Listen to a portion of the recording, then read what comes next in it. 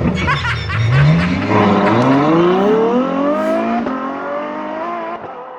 ora and welcome to Tarmac. I'm Harry. I'm Matthew, and as you can see, this bright blue thing here is the new BMW M2, and it brings, a new look, new technology, upgraded performance, upgraded tech as well over the last generation car. But wait, wouldn't it be great if we actually had one of the previous generation cars for us to talk about in here? And just as a matter of fact, we do. The first generation of the M2, the OG, was introduced back in 2016 as the top-of-the-line 2 Series. So it brought the N54 engine, which went single turbo to make 365 horsepower, and it brought this amazing Long Beach blue metallic color, which I absolutely love. And it used the M3 and M4 suspension components to give it a wider track. That's why it has this big, wide haunches that make the car look so purposeful and mean on the street. So the combination of these two things were what made me go after a car that is this special. So it has this small package with a big 6-cylinder powerful engine up front, rear drive with this amazing looks, especially in this color, and might I add, with a 6-speed manual. But I know that we are here to talk about the new car, the new M2, which also comes in this amazing blue that I'm sure that Matt will talk a little bit more about later. So yeah. Let's go around and take a look at it. So yes, Harry's car is very beautiful and I am a big fan, but today we have the new second generation BMW M2. So I have to make a big fuss about the fact that, we are reviewing this because it is a spectacular machine to drive. But before we get there, I want to address one thing firstly in terms of the looks. I know certainly BMW have come under a lot of fire and criticism of late because of the changes in design of their cars, specifically the way they've been going with this really aggressive look. But yes, there has been a change to this new car for sure in the design-wise area, but when you look at it, I've got to say this is probably the prettiest looking BMW on sale right now, even though it has the larger grille over here. The headlights are slightly spaced out, all of that stuff. I think it does look really pretty. And if you're looking on the other side on the video and thinking, what is Matthew talking about? But go and see one in person, because in person is where it really makes sense. And I'll be honest, I was a doubter at first as well, but seeing it in person in the metal really changed my opinion of it. Speaking of opinions, whoever you are, you cannot deny that BMW M badge is one of the most respected and, most enthusiast geared badge in the automotive industry.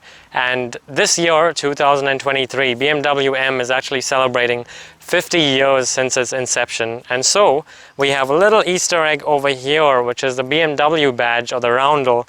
Actually comes with a special sort of garnish around it in the M colors of the blues, the red, and the white, of course. It looks really beautiful and is a special Easter egg that'll only come on 2023 M cars. So make sure you keep an eye out for that. Anyway, back to the design. As you can see, yes, it's got some nice big, typical, those BMW nostrils in the front here. You've got some huge sort of air dams for the radiator down the bottom, and of course some more aero for some additional radiators down the side as well, because believe me, that engine inside there will really need some cooling when you are gunning for it. The color, as Harry remarked, blues is something that, or blue hues rather, something that BMW does really well in general. I can think about Harry's Long Beach blue. There is the Portimao blue, of course, as well, and then there's this, which is the Zandvoort blue, and I think it looks really spectacular on this M2. I don't think there's a better color for this car, although I do know that the M240i has a gorgeous midnight purple color, which that would be my pick if that was ever offered on the M2. But for now, I'll be more than happy with this. Now, the key changes with this new car over the previous generation, or Harry's car in this case, are in the dimensions, where it is slightly wider, yes, but slightly longer, at 20 centimeters longer.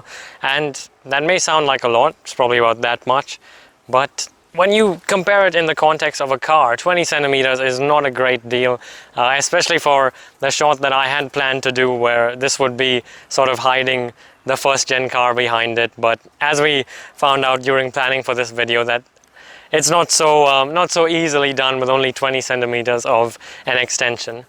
Anyway, enough of that. I do want to draw your attention to something that is very sort of, I guess, would appeal heavily to my nerd and enthusiast side, and that's in the tires. Now, the M2, this car specifically, has got essentially staggered tires on the front and back. So you've got 19 inches here, 20-inch units on the back. That's not the only difference though, because this front tire is 275 mils wide, whereas the one at the back is 285. The other thing is also the profile on the side is actually even less on the back of the car. So BMW have really thought about the importance of having tires that deliver that quick response for the throttle at the back, and this very much so is apparent in the drive.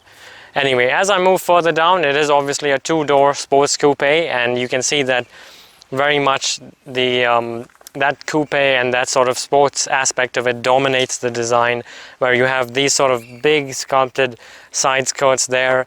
The mirrors, again, very sort of aggressive in their styling, as is the general roofline, which slopes heavily down there and gives you that little BMW kink at the back there, another famous design aspect of these cars. Also notice that as I move to the back, how the car tapers in and then once again becomes quite a bit wider at the back here with these rear haunches.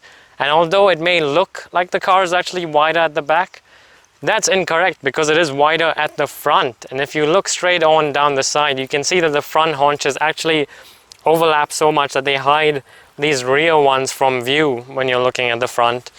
Now, firstly, I'm not doing what Dave does and sort of lie flat across the engine bay, because even though this car has been parked now for about half an hour or 40 minutes, it is still very hot underneath here.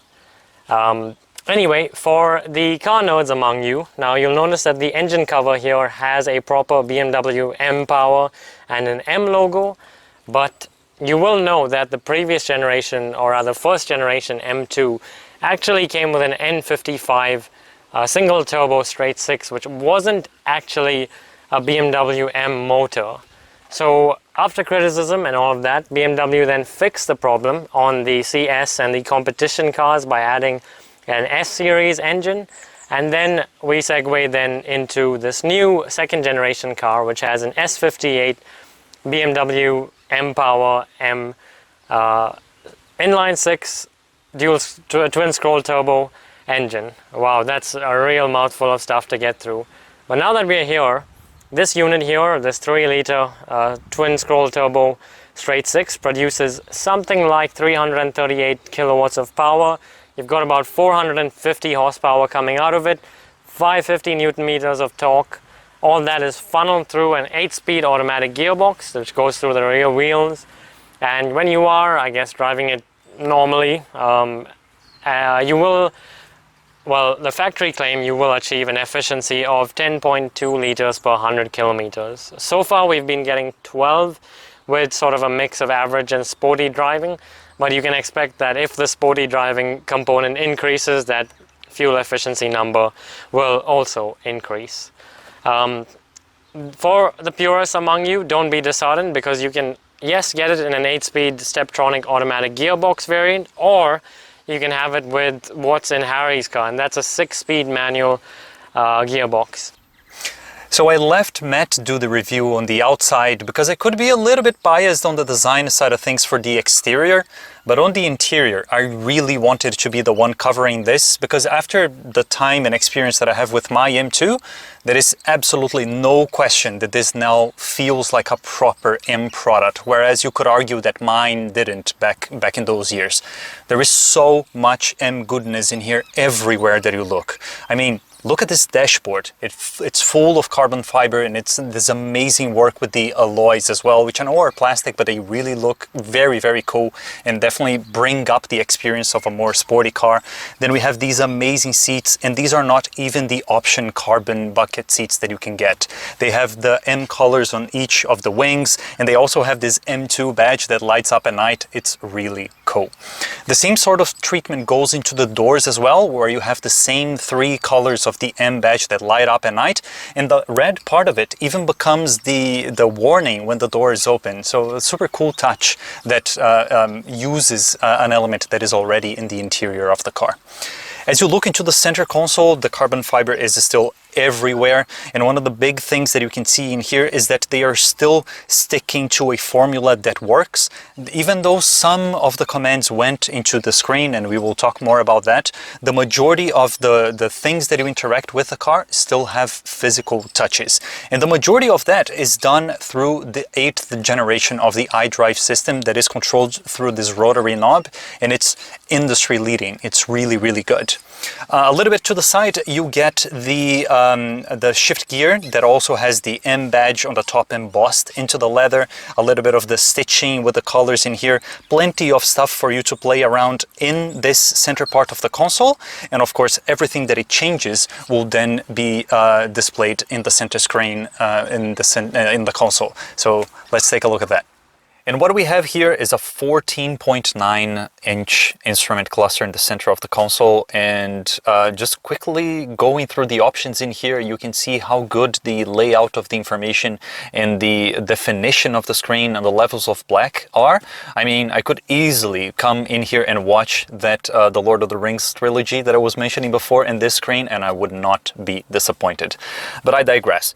In terms of the actual things that you can see and go through in this option in these options here, they're very familiar to what you would see even in my M2, but of course it's taken to the 21st century. So even some small party tricks, like for example when you indicate, you can see that the M2 does its thing here. Same when you go with the high beams, but of course you're interested in the information you can see in that screen, and there are heaps of widgets for you to add in here, including traffic conditions that will come through GPS, the weather, and engine information that you can also have on the other screen. We'll cover in a bit. But about the actual entertainment options that you can have, the first thing is that you have a full screen map that you can use from the car's own GPS, but the setup information about all the driving modes and the customization you can do about it, and we will go in it into a bit more detail in a bit. But then the biggest thing about all of this is the application drawer that you can access from this part of the menu, and you can see here how many options you actually have to just tailor your M2 experience to your liking. The biggest thing about the M vehicles of this generation has to do with the M Drift Analyzer and the Lap Timer, which are M exclusive apps that you can open, and it literally looks like a video game in here. I'm used to doing this kind of stuff in Forza or Gran Turismo. We will not be doing any next drifts or best drifts today, but it's something else that you can do in here. It will evaluate your duration, angle, distance, and all of that. It really looks like a video game, especially when the car has all of the skill to back up all of these claims. Something else that is also worth of note is the fact that at the very end of the list in here, you will see things that have to do with the connected drive, so the subscription services that BMW offers. Thankfully, in this car here, everything seems to be activated and pretty much with unlimited duration, meaning that BMW has been listening to all the feedback that they got from customers about this service of theirs. Flicking through the media in here, this car does have wireless CarPlay and Android Auto. It works flawlessly, and it will use all the width of the screen. So all of your maps and Spotify and all of that will take the most of this amazing screen that we have in here. And a lot of the information that you see in this screen, such as for example the setup, can be customized to show not only in this center screen here, but also in the instrument cluster that you have in front of the driver. And also the heads-up display, no less. So why don't we have a look at what's happening in front of the driver? You have this 12.3 screen that has all the information that you might need when you are actually on the move. I have the same setup information being shown here in front of me, but I can easily flick through different options, not only for that display, but also for the heads-up display. In this case here, I can go through vital engine information, tire pressure, sport displays that will show how much torque and kilowatts of power I'm making, a G meter that's helpful for when you are on the track, and of course all the other stuff that you might need in terms of route preview, for maps, and all of that stuff. The same information that you are used to seeing in BMWs, especially with this new digital look, will be available for you to see on the left and on the right side of the actual screen. So you can see the speedometer going all the way to 330 there on the left, and the tach here on the right. So flicking through the options, you will have to use this amazing steering wheel in here, which maintains this look and feel of the BMW steering wheels that we have grown to love at this point, with the M stitching across the whole wheel and this very chunky grab that you have. Some things that are also very interesting about the interior of this new generation of the M2 that really elevate the experience of it are also seen in the actual steering wheel. So you will see M badging here. The carbon fiber that is available all through the dash also makes its way to the steering wheel, and also to these amazing pedals. They are full carbon fiber. They have this sort of hollow aspect to them, which is super, super cool and amazing to interact with. Another big addition to the steering wheel has to do with these two M buttons that you have available for you. I have customized them throughout my time with the M2 for M1 to be as tame as possible, and M2 to really dial everything upwards. So you could even probably listen that the engine tone changed a bit. It is actually just bringing everything up a notch for it when you want to have a spirited drive of sorts. You also get access to an amazing adaptive cruise control that also has a limiting function and works wonders in the city when you're trying to maintain your driver's license, and it is also heated. So it has all the comfort that you could expect, all the tech that is really impressive, and as an owner of the previous generation, I am seriously impressed with the interior of the new M2. But that's all fun and games. It is a driver's car after all, so I'll now shift to the passenger side and let Matt have a go at it.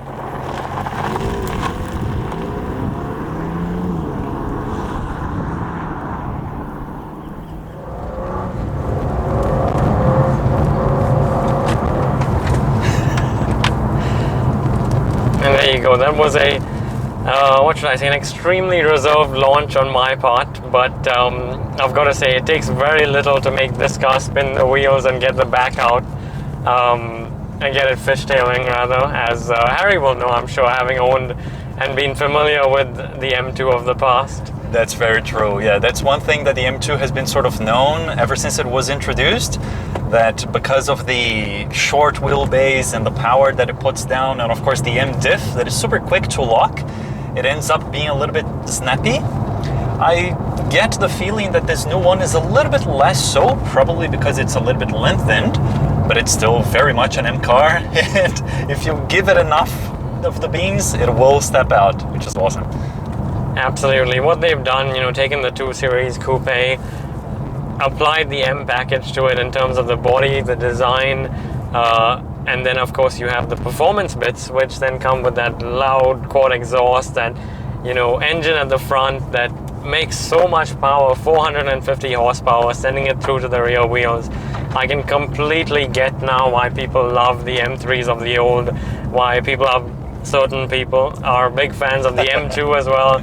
Previously, you know, as somebody who normally owns and drives front wheel drive, front heavy performance cars, I'm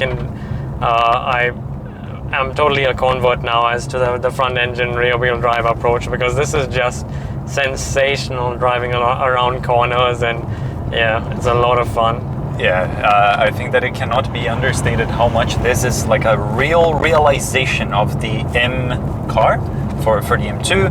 I know that there are heaps of arguments online that'll say that the previous M2 was a junior M car, but this, I think, gets it so much closer to the actual full-fledged M cars that it's not even funny. I mean, if you look at the interior, it has all the M bits you could expect. The exterior is a big statement, as we can sort of see from when we were driving side by side. The number of people that would break their necks to see these two blue things driving side by side was so cool, and it really does make a statement outside, inside, and especially when you put your foot down. It is hilarious, honestly. This beautiful blue, Zandvoort blue color. I mean, the amount of necks it turns, you know, people looking in car parks, sort of giving thumbs up and waves because they love the color. It's, you know, just sensational. And then you have the fact that it makes the noise that it does, and you know, you have all the more reason for people to crane their necks and look that, you know, what just passed me. And I've got to say, the M2 is such an excellent driver's car, not just when you're putting your foot down, but as we found out, even when you're driving calmly, it's so comfortable, so sort of, you know, it can be so reserved on the motorway. The suspension deals with rougher roads and stuff like that as easy as you can imagine. Yeah. Even by having these 20-inch rims at the back and the stiff suspension that you probably could pick up from us going over the speed hump in here, it is still a car that is extremely livable on the day-to-day. The trunk has more than enough for, say, even maybe 4 people to go on a shorter trip. It does have the space, heaps of space up in the front, and it is comfortable enough, has all the luxury you would need to turn this into a sportier daily driver. And to me, I almost get the impression that it was able to expand the offering of the M2 to be wider. It is able to be a multi-dimensional product because it has more of that luxury that the customers would be expecting, while still having all the performance and all the visual statement and the noise and all of that. So it's a really compelling package, and I really like it. Speaking of luxuries, you do get so much of leather, soft touch plastics, all of that stuff. And then you come to the carbon package, which our model comes with. And the amount of carbon in here, down the center console, across the dash, there's so much of this weaved carbon fiber, including on the roof actually. Yeah, true. And continuing with the luxury note, ours has the upgraded M Sport seats, and they are also heated, as I can see now. Then Harry has turned my seat heater up to very high as well. It's hilarious. And just like what Harry has just done, this car has such a sense of humor about it, because when you switch it into the sportier mode, drop a couple of gears and like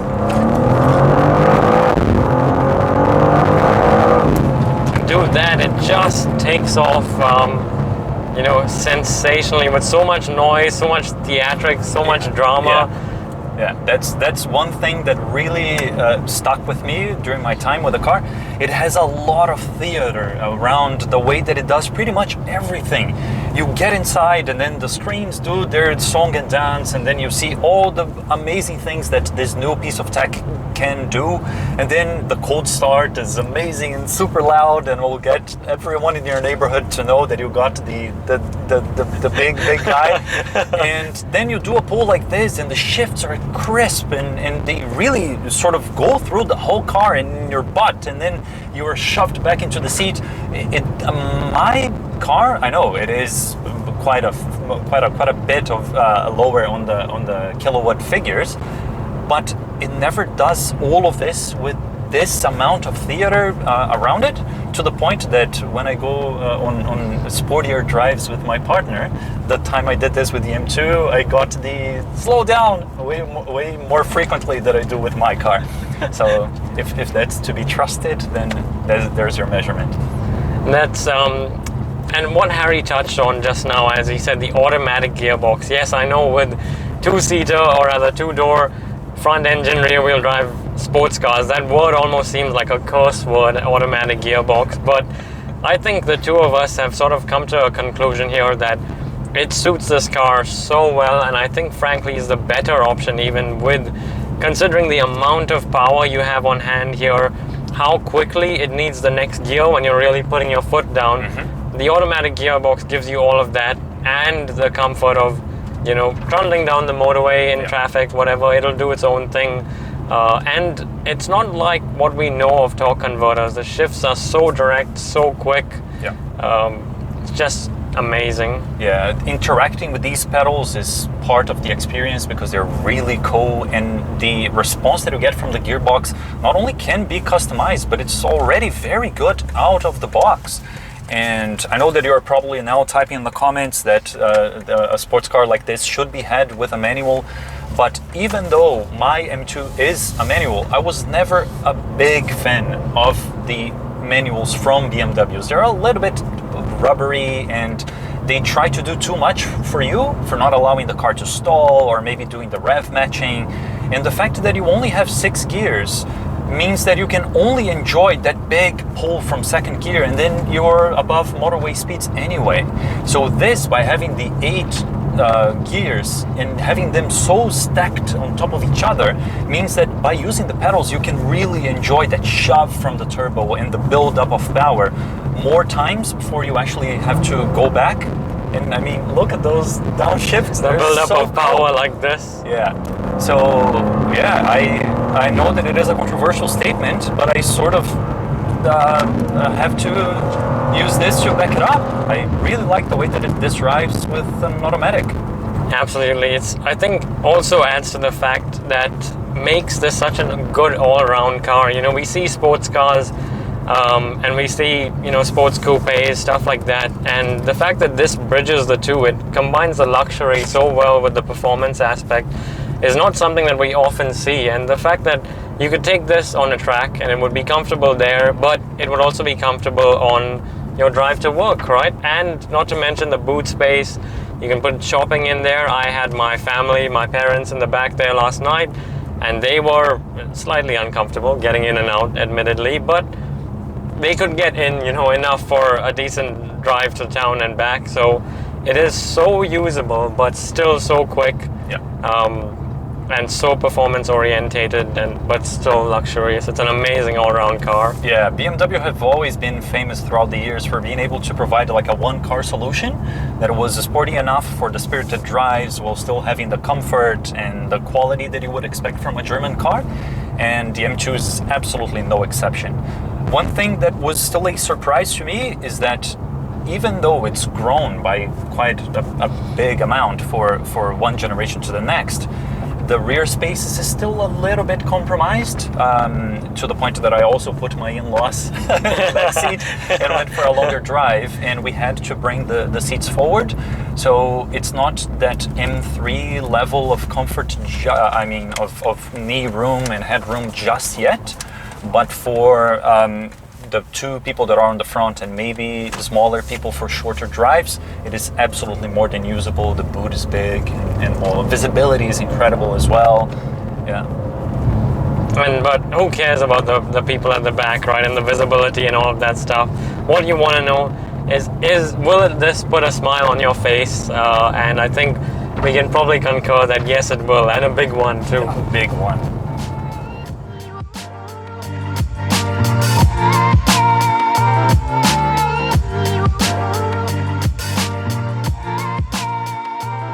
So there you have it, our review on the 2023 BMW M2 from the perspective of a novice BMW M, I guess now enthusiast you might say, and B, from a more experienced M enthusiast as well as an owner of a previous generation M2. So I've got to throw it to Harry first.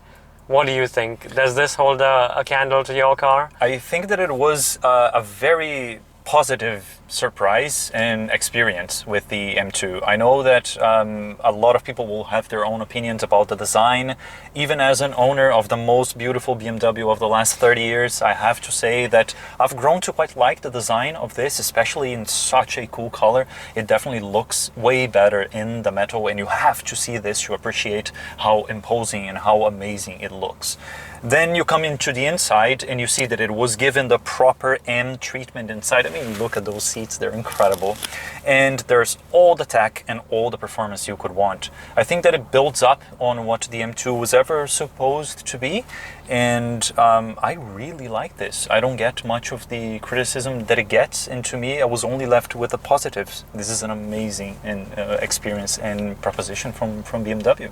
It's such an excellent all-around car, as Harry just said. Performance tick, luxury tick, and then it's got the looks and the attention-grabbing sort of aspect to it, both from the noise as well as the color that, you know, is definitely makes this the car to be seen in, and also the car to, I guess, make people look. And it's honestly a testament to BMW and what they've done with the M2, because this is just a fabulous car. And I've got to say, 2 Tarmac Life top tips from us. If you're going to get one, you have got to consider Zandvoort Blue.